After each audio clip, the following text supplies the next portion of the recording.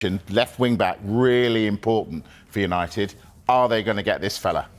They're trying. They're definitely trying. Manchester United are now discussing internally about their next steps with regard to this left wing back, Patrick Dorgu. Now, there is currently a gap in valuation between what Manchester United are prepared to pay and what Lecce want. Lecce, for their part, do not want to lose Dorgu in this transfer window. But then again, they are going to say that because it will be a good negotiating tactic to try and get Manchester United to raise their price. But they are expecting an improved offer from Manchester United, which we're told at the moment hasn't gone in just yet. Communication lines, though, between Manchester United and Lecce remain open. Remember, we saw pictures that Sky Italy provided from earlier on this week of Manchester United officials leaving a hotel in Milan, having had discussions with Lecce officials and the representatives of Patrick Dorgu. So we think the player himself is very open to that move to Old Trafford because it's a massive opportunity for him. Napoli are lurking in the background as well, though. They would want to do a permanent deal but then loan him back to Lecce, which Lecce might think, well, that sounds a lot better than what maybe Manchester United could offer. Right, we're 13 minutes into the programme and I haven't said these words yet, but I'm going to. Marcus Rashford was seen training with his United teammates Wednesday. That's right. Once again, didn't make the matchday squad for the game against Rangers last night. Here's Ruben Amorim on his striker's future. Ruben, just on Marcus and easing him back in, is it fair to say he will be staying at this football club this month? He won't be going out now? I don't know. I really don't know. But if he does stay, there's no go. You're going to reintegrate him. Guys, it's 8 days. 8 days. We'll see in the end of the window what happened, and then we'll talk about that in the moment. What do you make of that, Darmesh? What I make of it is that all options are still on the table by the sounds of it. Marcus Rashford could stay at Manchester United. He could still leave Manchester United, but clearly time is running out. His preference, as we've been telling you, is Barcelona. They've got their own problems financially. They need to create salary space. AC Milan, with their non-EU rule, they're going for Kyle Walker, so that would count Marcus Rashford out of a move to Milan. Borussia Dortmund, I think they're still interested, but the finances are really, really just unworkable, I think, for them just now. Feel like a bit of a mess potentially as well, you know, around Christmas time doing an interview, potentially wanting to move on and have a change and still here, and one reason or another not finding another club. Not ideal. Yeah. Good face, that, by the way. We're going to take a break. When we come back, Manchester City have been the biggest spenders in the window, and they're probably not done yet.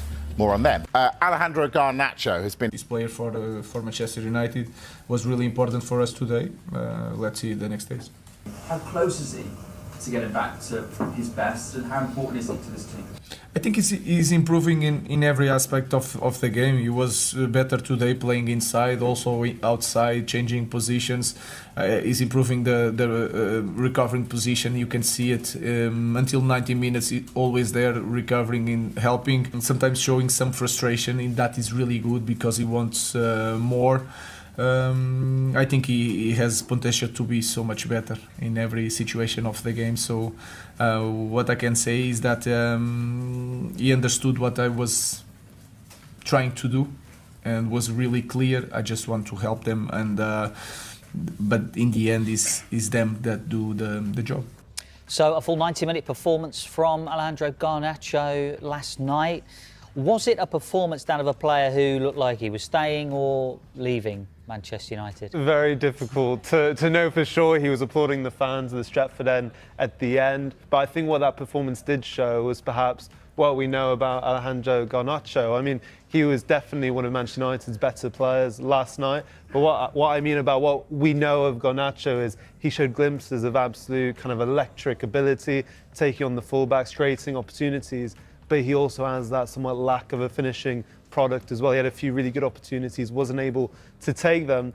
And, you know, we know Manchester United are lowering their demands with Napoli in their negotiations for him. So it does seem they're open to potentially selling him in this window. But for me, I've said it all morning with all of you that I do think with Garnacho, though, and I said we saw it last night, I really do think his potential is superstar potential. Perhaps he doesn't fit in Ruben Amorim's system, But I think from a United fan perspective, it would be a huge shame to see someone who joined the club at 16, made his debut at 18, leave the club at just 20 years old. Yeah. Did the game last night and the performance from United as a team overall highlight the need for United to be moving on from certain players or to keep certain players in order to start building around them? I don't know how much we can read into the performance last night. Like Dan touched on, he created some opportunities. He probably should have scored a goal, hit the post from close range. But Garnacho is a player, I think there's a multitude of factors when it comes to his future at Manchester United. Firstly, does he fit into Ruben Amorim's system? He obviously plays with wing-backs. I don't think Garnacho's that, and I don't think he's a number 10 behind the striker either. And also what it represents when it comes to PSR. Garnacho, if Man United were to recoup, say, 60 million, it may allow them to spend up to 180 million in the transfer market and alleviate a lot of their PSR issues. But Amorim talked there about how he's frustrated and that how Garnacho wants to play more football, and you can understand that. Last year as a teenager, he played 36 games in the league for Manchester United, started 30 of those games, contributed heavily in their bid to win the FA Cup, scored in the FA Cup final as well.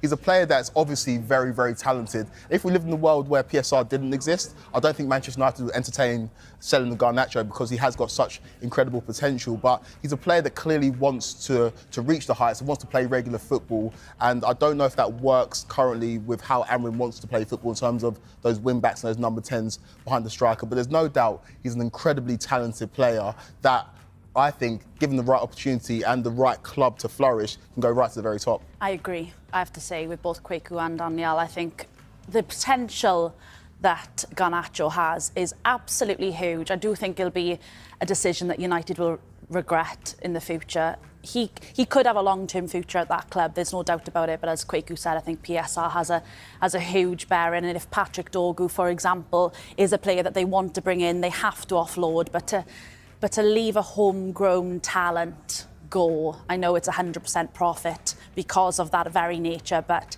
it just seems like a huge, huge miss for Manchester United. I'm interested in the Chelsea perspective on this as well. Are they waiting to pounce? Are they waiting to see what kind of fee United might be willing to accept from Napoli and then go, OK, here it is? Well, if you look at Chelsea, they are very active and they seek opportunities in the transfer window. And if the opportunity is there to sign a player like Garnacho, who's got incredible upside and potential, then I think Chelsea will look to capitalise on that opportunity.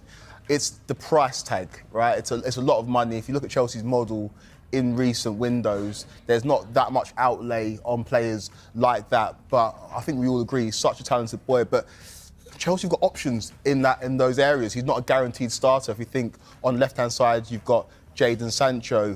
Pedro Neto's been playing in that position as well, even though his more favoured position's on the right.